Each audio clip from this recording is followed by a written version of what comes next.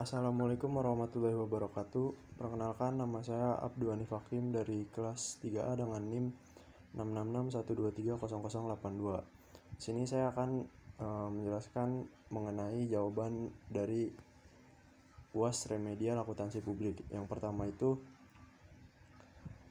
penjelasan mengenai peran akuntansi dalam organisasi publik. Jadi peran akuntansi itu untuk memberikan informasi dan laporan pengelolaan keuangan dan sarana yang dapat berperan dalam dan membantu organisasi sektor publik untuk mewujudkan akuntabilitas publik. Yang kedua itu penganggaran dalam laporan keuangan. Jadi itu merupakan proses perencanaan dan pengalokasian sumber daya keuangan untuk mendukung pencapaian tujuan dan kebijakan publik. Lalu yang ketiga itu fungsi akuntansi dalam lingkungan partai politik. Yang pertama, jadi terdapat dua bagian, yaitu internal dan eksternal. Yang pertama di internal itu adalah ketua parpol. Jadi ketua parpol itu untuk menyusun perencanaan dan evaluasi kemajuan yang dicapai dan melakukan tindakan koreksi. Yang kedua itu staf, untuk transparansi pelaporan, kegiatan, dan keuangan parpol. Yang ketiga itu anggota, untuk menilai kemampuan organisasinya dalam melaksanakan administrasi keuangan di tingkat parpol sebagai cermin akuntabilitas.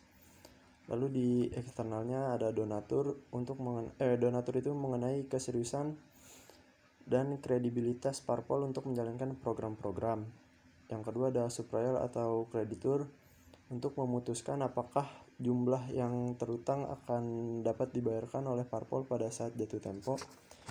Yang ketiga itu ada basis massa atau konstituen. Fungsinya akan mengundang simpati masyarakat dan akan dapat menepis isu miring bahwa parpol hanya aktif sewaktu pemilu saja. Lalu yang berikutnya ada BPK. Fungsinya itu memeriksa atau mengaudit laporan pertanggungjawaban parpol atas penggunaan dana bantuan keuangan dari pemerintah pusat maupun daerah.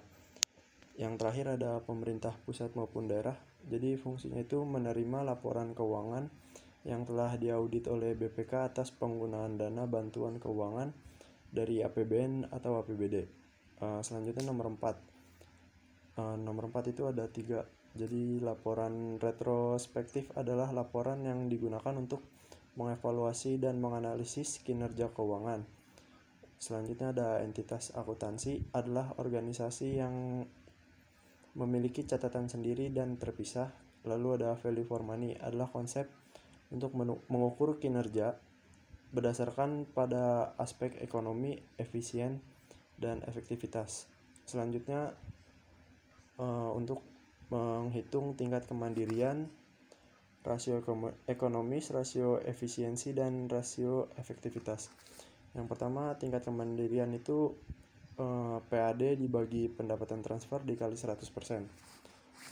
Jumlahnya itu PAD-nya 275.791.608.484 rupiah dibagi 1.233.359.664 dikali 100% menghasilkan jumlah 22,3, yang dimana angka tersebut itu belum mandiri. Lalu ada rasio ekonomis dengan rumus realisasi belanja dibagi anggaran belanja dikali 100%. Jadi 1.593.945.639 rupiah dibagi 1.414.656.217.614 rupiah dikali 100% dengan hasil 93,43. Dengan angka tersebut sudah termasuk ekonomis karena kurang dari 100%. Selanjutnya rasio efisiensi. Realisasi belanja dibagi realisasi pendapatan dikali 100%. Angkanya itu 1.593.945.639 rupiah dibagi 1.508.966.148 rupiah dikali 100% mendapatkan hasil 99,98. Dengan angka tersebut sudah dipastikan efisien karena kurang dari 100%. Lalu efektivitas,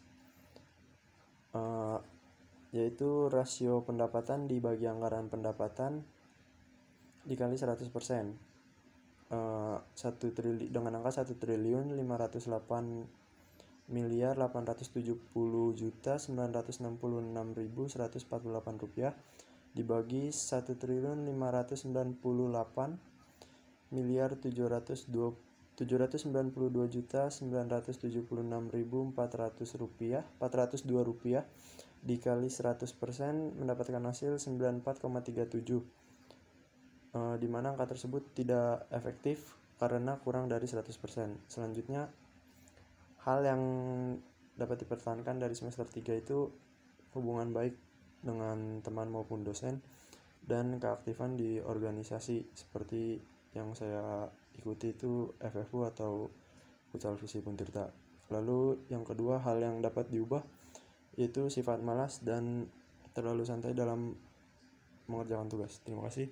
Assalamualaikum warahmatullahi wabarakatuh.